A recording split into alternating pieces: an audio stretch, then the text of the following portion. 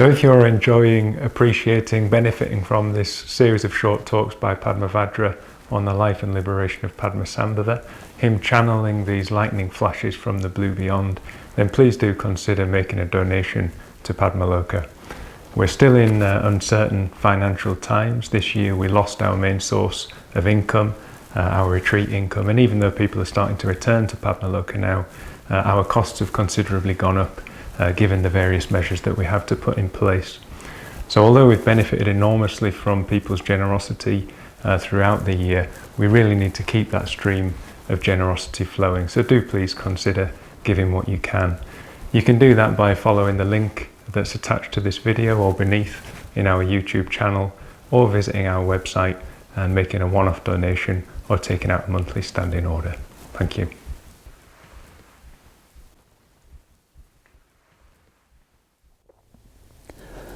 Oh, now, when the bardo of taking rebirth upon me is dawning, one-pointedly holding fast to a single wish, may I be able to continue the course of good deeds through repeated efforts. May the womb door be closed and the revulsion recollected. The hour has come when energy and pure love are needed. May I cast off jealousy and meditate on the Guru, the Father, Mother. So now we're into the bardo of taking rebirth, the intermediate state between the bardo of dharmata, the bardo of reality itself, and moving towards a new rebirth, a new embodiment in the wheel of life. The experience apparently is of being blown across vast, grey deserts and wilderness by the winds of your karma. You try to hide in just little hollows in the ground or behind the scant bushes in this wilderness, but the gales, the storm of your karma blows you on and on. So you have to one-pointedly hold fast to a single wish and to continue the course of good deeds through repeated efforts. Another translation has that you have to recollect and get hold of and gather up the residual potency of your skillful action and aspiration. You have done skillful deeds. There's a residual potency in that. You need to unite with that potency. You need to be one-pointed in your skillful aspiration, particularly your aspiration to gain enlightenment for all beings. Again, the instruction is remember the Dharma.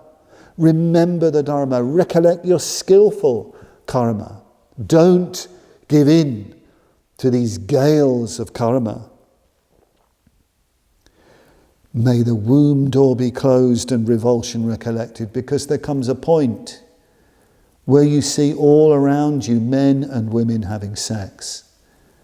Men and women in the throes of passion with one another, uniting around you. And you particularly focus on one particular couple, and you're powerfully attracted to either the woman or the man, and you want to get between them. You feel intense desire for one of them and intense jealousy for the other. In other words, your desire and your ill will and aversion drive you to intervene in that relationship, to go and pull one off or to get between the two of them.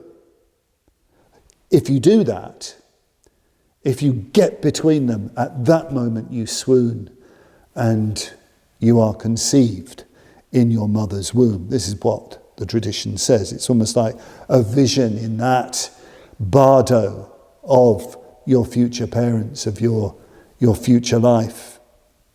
We need to turn this around, even here, even though it's very difficult, because at this point in the bardo todol, at this point in the bardo, you're feeling squeezed, your options are sort of narrowing down. But even here you can practice, it says. May the womb door be closed.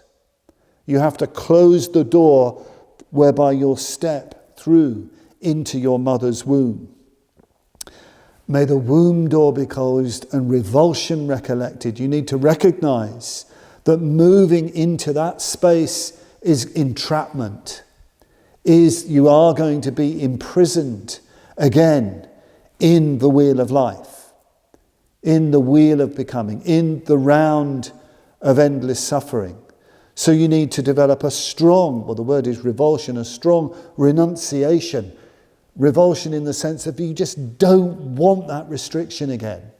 You don't want to come back to that restriction. You want to discover liberation.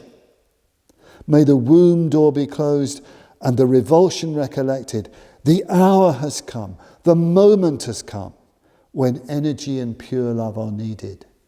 Energy and pure love is the translation of effort or energy and pure perception. Seeing things with purity of perception, seeing things transfigured. And they say, may I cast off jealousy and meditate on the Guru, Father, Mother. What they say is, don't see that as two people having sex. Don't see those two people as two people having sex. See the archetypal Guru. See Guru Padmasambhava in union with his wisdom, with Yeshet Sogyal, with Mandarava.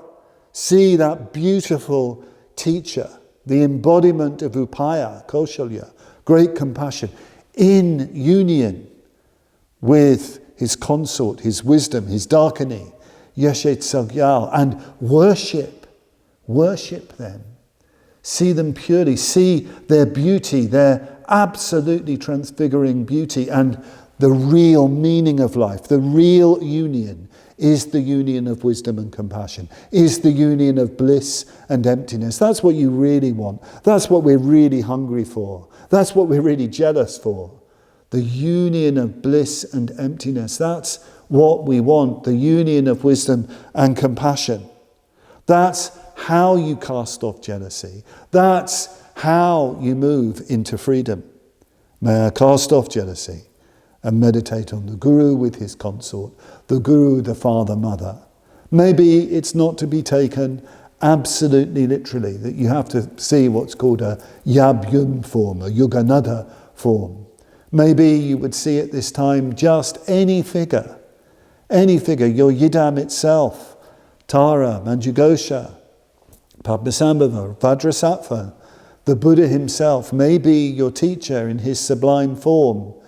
But you see reality in its most beautiful, fascinating, alluring form, communicating all its meaning, all its compassion to you, and you unite with that.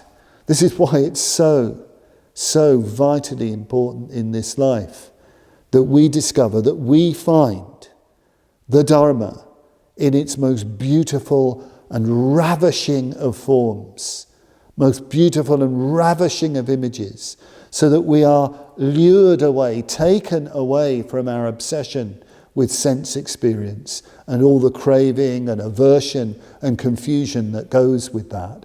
This is why we have in this room, I'm looking around this room, all these wonderful images and Buddhas and Bodhisattvas, so that our emotions, our powerful emotions, are really involved in our Dharma life. If we can do that, we cheat rebirth.